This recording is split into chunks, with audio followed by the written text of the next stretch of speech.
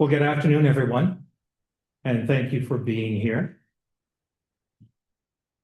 There are just too many people for me to thank, but I will include a few: Dr. Sinnes and Bartlett and McAlpine Gillis and Clark, and so many others, including the students who waited with me 2 summers ago when I was in pain at outpatients. That kind of compassion I remain extremely grateful for. So the title I have here is Dissonant Stories: The Collision of Faith and Policy in the Lives of Politicians. That's the title of this. But my research question is collisions. What stories do politicians tell about their experiences when faith and politics conflict with one another? This is a story of 2 politicians who are also people of faith. The story I'm presenting today contains some of the stories they tell. I don't think I've ever met a politician who wasn't a storyteller. I heard the chuckle. I like that.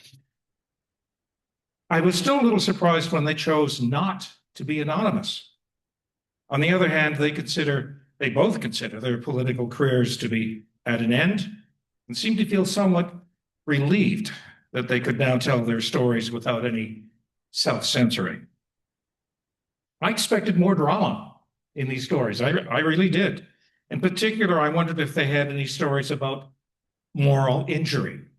So what is moral injury?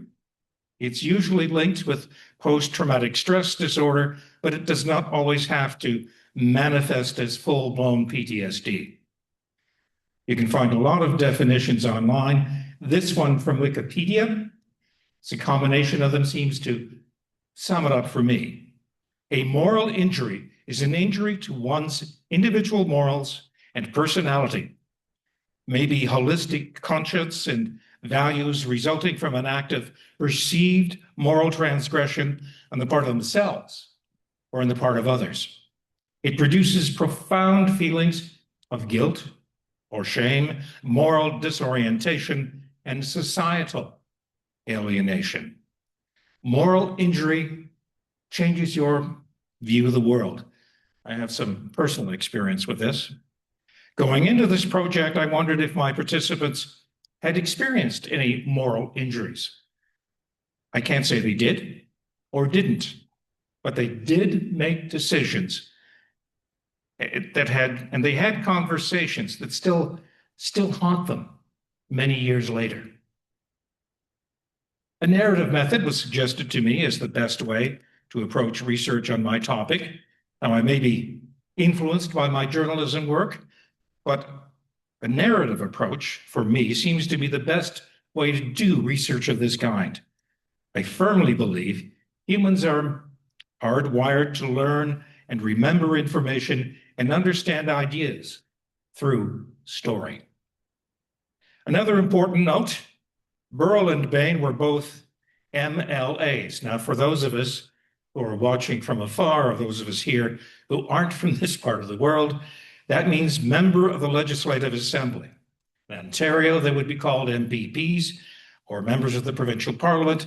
In Quebec, members of the National Assembly, or MNA. So again, I interviewed those 2 individuals at length. Also want to thank Jackie for pointing out that not everyone knows what an MLA is. Now, both of the participants are familiar with this text. He has told you, O mortal, what is good, and what does Yahweh ask from you but to do justice, and to love kindness, and to walk humbly with your God. From Micah 6:8. It sets a standard both say they try to live up to in every part of their lives. So let me introduce the participants. Gary Burrell is a United Church minister, was an MLA, and former leader of the NDP in Nova Scotia. He was once an editor of a magazine called New Maritimes. Some may be familiar with that. It was advocacy journalism of a kind, and He was dissatisfied with the mainstream media reportage on many issues, probably some of the stories I did too. I remember reading the New Era Times, and it presented a socially conscious and left-wing point of view, and it was very well written. I got to know Gary through doing my work as a journalist in the 2010s.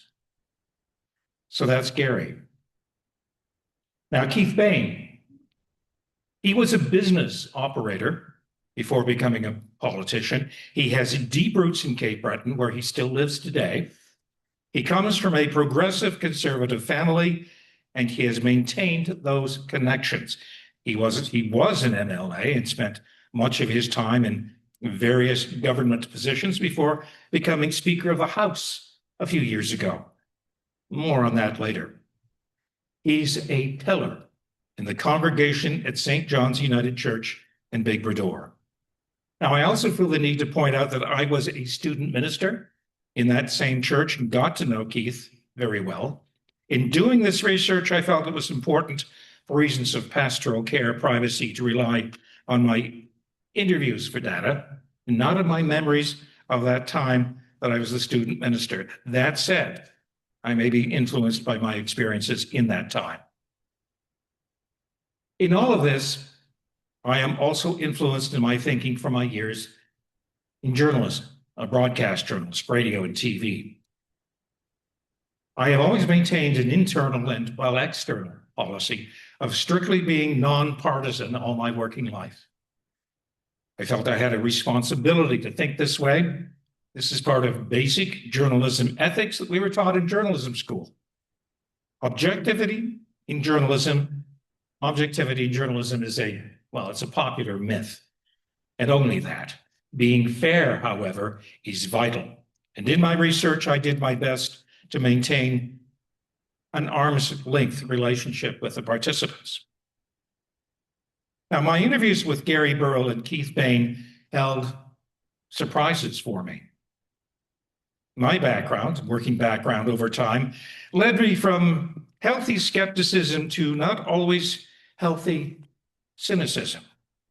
It led me to expect stories of conflict between the pragmatic policies that polls, staff, and others claim are best for getting elected and reelected, and where they bump up against the faith-based ethics of my research participants. Now, it turns out the stories I was told reveal a more complex, subtle, and, nuanced struggle. And we will see later that conflicts can turn up when they are least expected. Stories of calling. Burrell identifies as a social democrat or even a Christian Marxist. He studied that at Harvard. Bain identifies as a progressive conservative. Both say their primary motivation for entering politics was to help people. Burrell's focus seems to have been more on provincial policy as a whole. Bain was more focused on local interests, individuals who had a problem that no one else seemed to be able to fix. Would often call Bain, even people from outside his constituency. They called him the local MLA, and he says he would always do his best to help. Both say their faith was the foundation for their political activities. Gary Burrell's father, Fred Burrell, was also a minister, and Gary often heard his father preach. He was 6 or 7 years old when his ideas about politics began to take shape, that young. And again, in his words, I absorbed in me that there was something terribly wrong with the world, and the creator of the world didn't like it, and that this creator of the world was the guarantor of your life, and really the source of your hope, and really wants you to do the most you can to do something about it. And that's what you're supposed to do, he says. You're not here to turn a mountain of food into a mountain of crap. You're not here to do that. You're here for a purpose. And that's what the Creator's purpose is about the upside downness of the world. But Keith Bain's political career also grew out of a sense of mission. He wanted to make things better. And it began in a quiet way. A quote from him: "Once my boys started going to school, I joined the parent-teacher group at the school, and there were some things happening in the school system that I didn't really like. There's always a shortfall somewhere. So I eventually ran for the school board, and when I ran for the school board, unbeknownst to anyone, I went around with a friend of mine, knocking on doors in the county, introducing myself.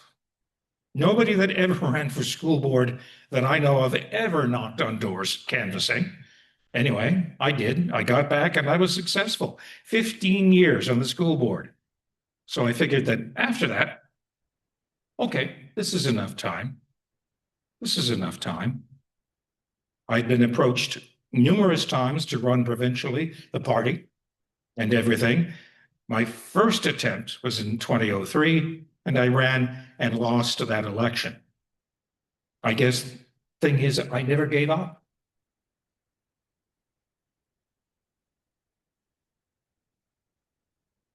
Burrell says he asks for forgiveness in prayer every day for hurting people and making enemies, especially in the political side of his life. On the other hand, he says his conscience is clear. This, seems like a contradiction.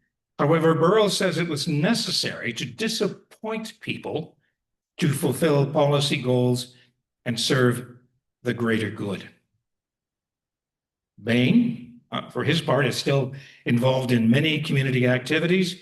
By their own reckoning, both Burrell and Bain say public service based on their received values from being cradle Christians was their motivation. They say the resistance they encountered only served to sharpen their skills and their determination to make a positive difference. This does not mean that they're able to make everyone happy. Being an MLA means you're sometimes a lightning rod for a lot of things, for whatever is going wrong in people's lives. And this is what Bain says about that. I got people upset with me with the answers I was giving because the response I was giving, I will always say, I'll see what I can do here. The answer may not be the one you want to hear, but I'll get you some kind of answer. So I think starting the whole conversation off like that can, well, it does go a long way. Don't tell any lies, end quote.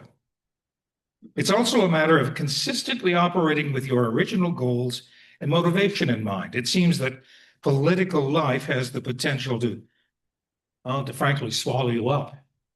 Bain, again, on this, after you get elected, you start campaigning the next day for the next election. And my very good friend, Alfie McLeod, the late Alfie McLeod, always said, you're in politics. You have to show the people the person they elected hasn't changed. And I think that's the right attitude to take when we're in politics too. Some people change with the flow and forget what they really ran for in the first place. In Burrell's case, being a minister/politician, it seems there was more conflict within congregations than without as a result of his political activities. He found himself in conflict when he expected it, and in conflict when he did not expect it. He did, however, have some kind of talent in building coalitions. Some of us here today, I think, have had experiences of conflict within United Church congregations. I'm sure Anglican congregations and others too. Imagine, however, the potential for friction in a situation he describes to me as for Burrell, that is, when he was running for the NDP leadership. He had 4 pastoral charges, really separate congregations that were joining together in the Sydney, Nova Scotia area. I will quote him here. There are 2 denominations. 1 was Baptist and 3 were United. And I actually have some experience with this, not Upper Musquodoboit. It was a federated charge, as he calls it, with 1 or 2 Presbyterian charges. I've never actually served in a United Church that was strictly a United Church. Now, I want to summarize and emphasize this. One church formed out of 1 Baptist and 3 United congregations. A United Church charge with 1 or 2 Presbyterian charges when he was an MLA. And when he was in Sydney, well, that was where he was running for the NDP leadership. And, well, frankly, when he told me about this as a student minister, I felt exhausted.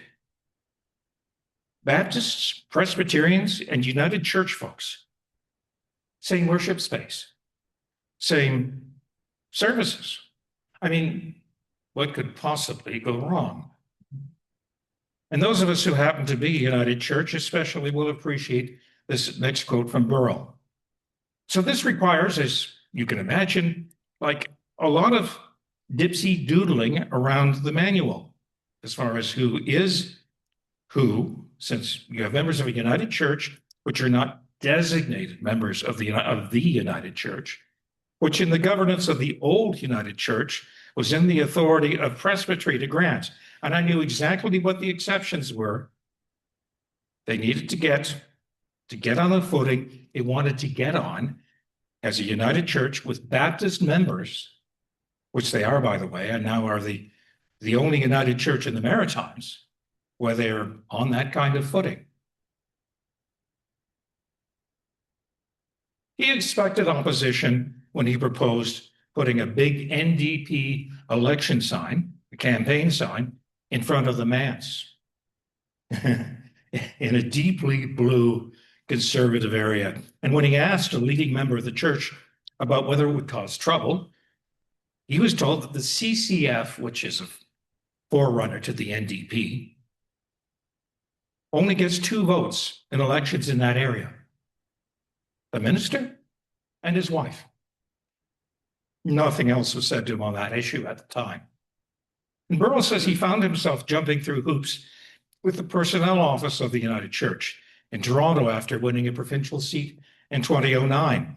In his words, there were lots of United Church ministers going into politics, so they were well used to this.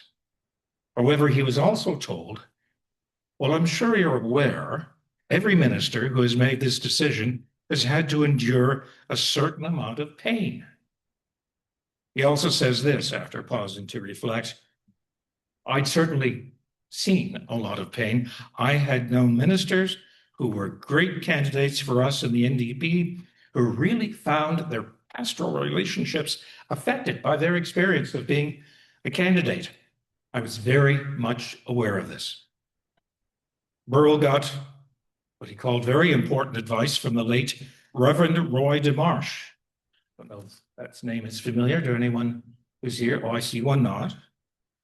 Who he describes as being one of the really great leaders of the Maritime Church. DeMarsh had offered himself as a kind of political sacrificial lamb. DeMarsh ran for the NDP in Central Nova in 1983. In the safest conservative seat in the country. This was the year the late Brian Mulroney was elected conservative leader. He needed a seat. Elmer MacKay, another famous name, stepped aside for him. DeMarsh knew that competing with Brian Mulroney, well, he didn't have a snowball's chance in a firestorm of getting elected, but he agreed to run anyway. In Burrell's words, he did terribly. He lost his deposit. He didn't get 5%. And he was in a congregation where the leadership was deeply tied into the Conservative Party to a great extent, but this caused no problem in his pastoral relationship at all, because people knew who he was, and this was consistent and authentic in the ministry that he'd been offering for years. So this gave Burrell the courage to run in 2006 when he knew he was going to lose, and in 2009 when he did win. He says, people knew I was a political candidate, but it did not have a negative impact on the pastoral relationship at all. And I was literally sick about it. But my worries turned out to be unfounded. Now, near the end of his political career, Bain was elected Speaker of the House. He had the support of all parties who were confident that he would treat all members with fairness. Now, the Speaker is a position of authority that is traditionally even-handed when controlling the House. All members of the legislative body are supposed to be treated fairly and equally, and he saw it the same way.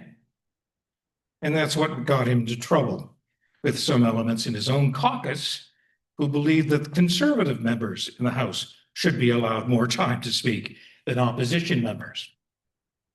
The premier at the time also attempted to publicly embarrass him over an unrelated issue. Bain made a decision about races for MLAs, all according to House procedures, all according to all the right rules. And this is when he got into trouble with the premier too. In his words, and it came back to haunt me eventually, and that's neither here nor there, and I still say it's water under the bridge. No bitterness. I wasn't bitter. I was hurt at the time, but I'm still involved. And even this always happens, the two opposition parties, always at tooth and nail, wanted me to run again on my own. And they would make sure there were enough votes to get me in, but doing that just to be there again and stay. Now think about that. The opposition parties, the two opposition parties, were trying to get him to run again. Now, I can't see that happening in Ottawa in recent decades, can you? And I most certainly can't see that happening in Washington lately. But it did make me wonder if I'd been too cynical about at least provincial politics and politicians. Bain followed the rules, as I mentioned, but the premier reconvened the House in an emergency session. That cost the taxpayers a few bucks, in indignation to stop the increases and tried to force him to resign as Speaker. The premier claimed the increases would be offensive at a time when most Nova Scotians were struggling to pay their bills amid the pandemic, as if they were not always struggling to pay the bills. The premier was forced to back down in his bed to remove Bain, but not only members of the House on all sides, once again, and members of the public protested. Bain left sometime later, but on his own terms, and in his view, somewhat vindicated. It was not the only time he felt conflicted. This is his story about difficult speeches. I'd get it from the party office. I'd open it, and I'd say, I'm not doing it. It's not me. People will know it's not me when I read it. So I'd rewrite it, and I'd have to get it approved.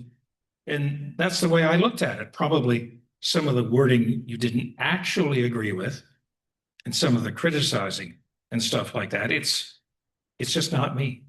No. Unquote. Again, I'm not taking sides here. I have no doubt both the Speaker and the Premier had very good reasons to believe they were doing exactly the right thing. They were very sincere about it, but they were certainly on opposite sides on that issue.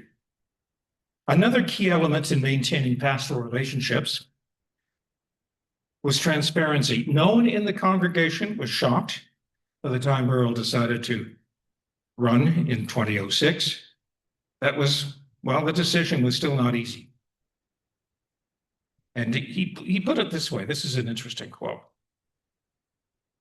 The minister wants to know, am I called to do this? Do I want to do this? But you can't have the people in your current church think, Well, he's done with us. He's moving to other pastures. That's deep undermining of your capacity to provide the leadership that's needed. In another case, someone who walked out in the middle of a very political sermon later became one of his best friends. He did feel internally conflicted at times, but it was more personal within himself than political. James chapter 2, verses 1 to 5. My brothers, show no partiality as you hold the faith in our Lord Jesus Christ, the Lord of glory. For if a man wearing a gold ring and fine clothing comes into your assembly, and a poor man in shabby clothing also comes in, and if you pay attention to the one who wears the fine clothing and say, well, you sit over here in a good place. Well, you say to the poor man, you stand over there, or sit down at my feet. Have you not then made distinctions among yourselves and become judges with evil thoughts? Listen, my beloved brothers, has God not chosen those who are poor in this world to be rich in faith and heirs of the kingdom which he has promised to those who love him?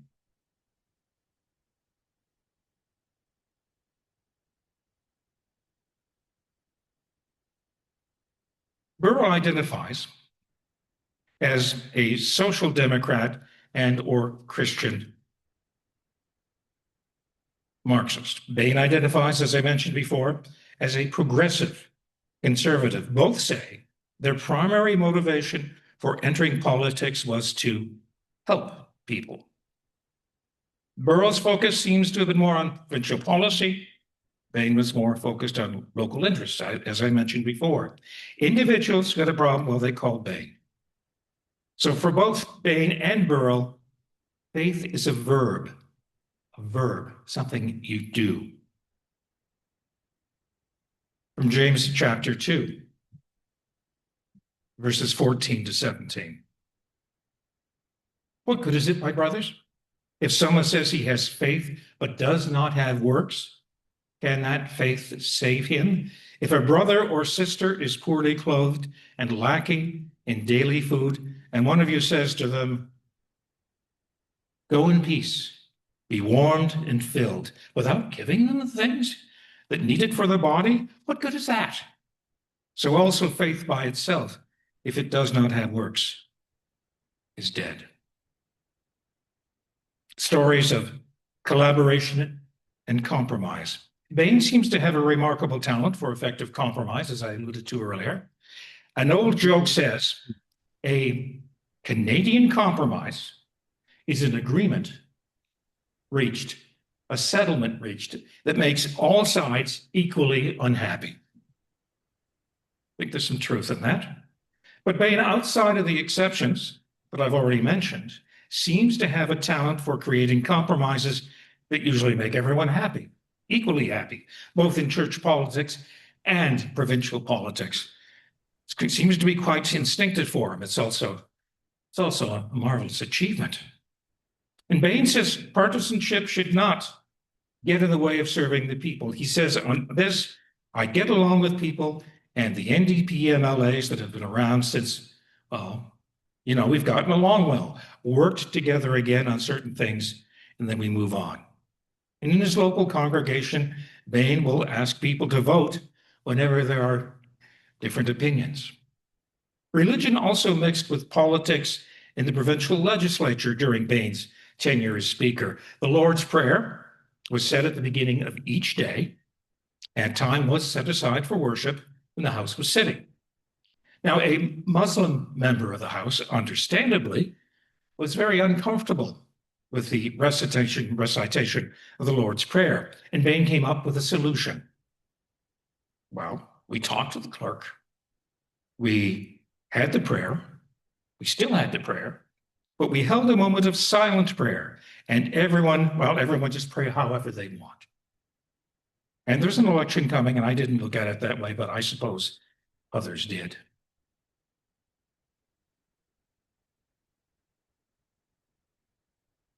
Conclusions.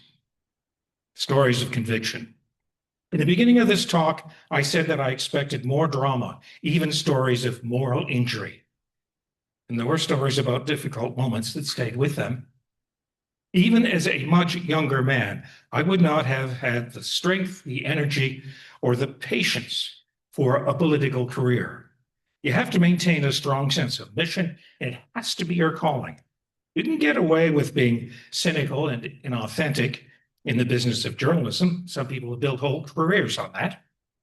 But you cannot be like that in Canadian provincial politics. People will smell it on you in the time it takes for the premier to drop an election writ on the desk of the lieutenant governor. But for these folks, with all their stories of ups and downs, it was all worth it. Their regrets are few. Talking to both of them, they feel fulfilled despite those regrets. And here's the good news. It is possible to be an authentic person of faith and be in politics. Other politicians might have different stories, but these two tell stories that show no disconnect between living as a person of faith and a successful political career. More good news. This just doesn't apply to ministers or business owners who are considering a political career. These stories are for anyone who must navigate a world resembling that of the 23rd Psalm, the valley of the shadow of death. In other words, all of us. It applies to all of us. We are all challenged by the ethical conundrums that lie on our life's journey, like landmines on a country road. A final quote from Gary Burrell. The general path of my life, I feel in a way that's hard to explain. I feel God's hand on my shoulders. Perhaps it's as simple as that. Thank you for listening.